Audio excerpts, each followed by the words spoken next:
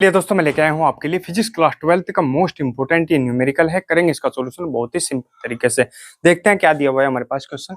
एक कांच Ng बराबर 3/2 के समतल उत्तल लेंस की वायु में फोकस दूरी 10 सेंटीमीटर है। इसे कार्बन डाइसल्फाइड Nc बराबर 5/3 में डुबाने पर इसकी फोकस दूरी तथा प्रकृति ज्ञात कीजिए।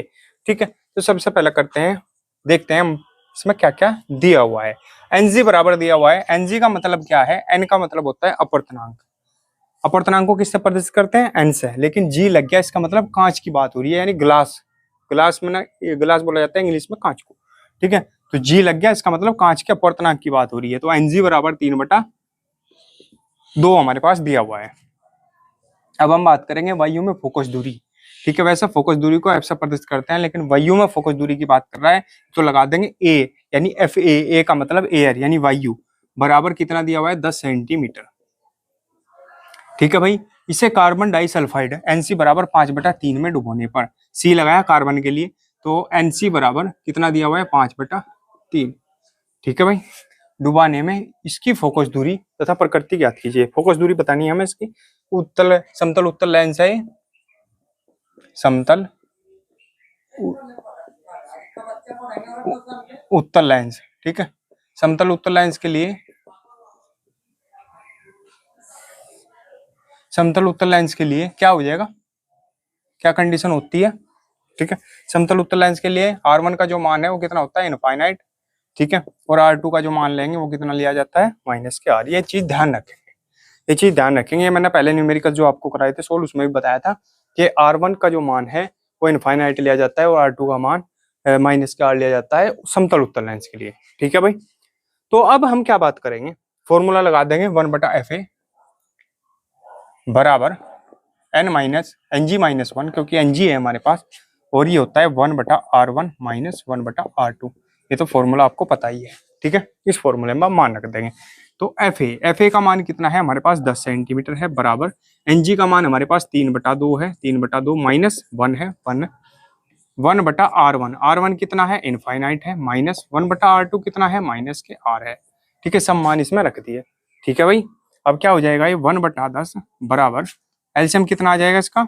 2। ठीक है, ऊपर क्या आएगा? 3 - 2। ये तो पता ही है आपको एलसीएम सोल्व करना।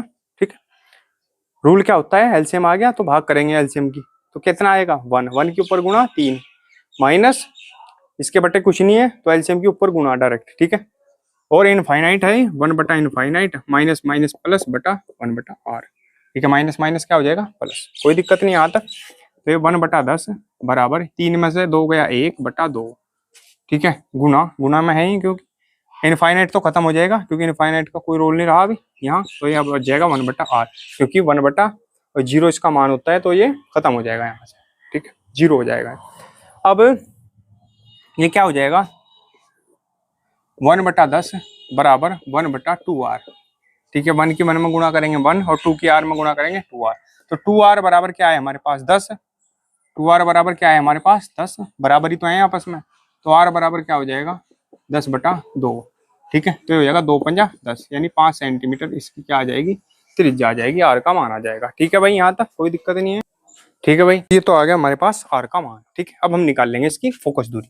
फोकस दूरी का फॉर्मूला लगा देंगे 1/f बराबर Ng/Nc, क्योंकि Ng और Nc हमारे पास दिया हुआ है, -1 1/r1 - 1/r2।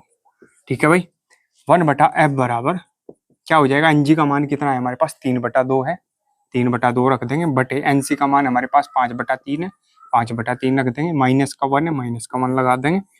ठीक है, 1/r1, r1 कितना है हमारे पास? इनफाइनाइट, इनफाइनाइट लगा देंगे, और -1/r2 कितना है? माइनस के r। ठीक है भाई, तो इस हिसाब से हमने ये कर दिया।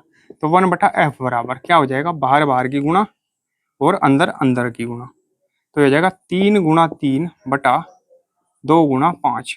भाई देखियो, क्लियर दिख रहा ना? ठीक है, ठीक है, -1 ये है ही 1। ठीक है, ये हो जाएगा 1/इनफाइनाइट माइनस माइनस प्लस 1/r। जैसे यहाँ हो गया था ये, बिल्कुल 1/r रह गया था, ये तो 0 हो जाता है। ठीक है, क्योंकि 1/0 है इसका मान, तो 1/0 जब हम मान रखेंगे सारा का सारा क्या हो जाएगा? 0, इनफाइनाइट वाला। ठीक है, तो यहाँ क्या हो जाएगा? 1/f बराबर ये 3 3 9 माइनस 2 पंजा 10 10 माइनस 1, ठीक है। और यहाँ हो जाएगा 1/r, ये रह जाएगा क्या खाली 1/r, ठीक है, क्योंकि ये तो 0 हो जाएगा। क्लियर है यहाँ तक। तो 1/f बराबर हो जाएगा हमारे पास, एलसीएम कितना आ जाएगा इसका 10, एलसीएम कितना आ जाएगा 10 और ऊपर आ जाएगा 9 माइनस 10, ठीक है भाई। एलसीएम सोल्व करना तो आता होगा, नहीं आता तो कमेंट कर देंगे, वो भी मैं आपको बता दूंगा।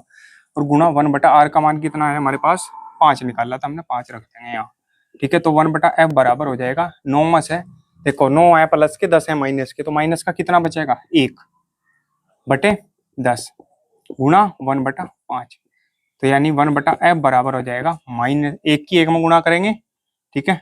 माइनस का तो है ही, 1 की 1 में गुणा करेंगे 1, 10 की 5 में गुणा करेंगे 50, तो आ जाएगा 1/50 माइनस के, तो एफ बराबर क्या आ जाएगा माइनस के 50 सेंटीमीटर।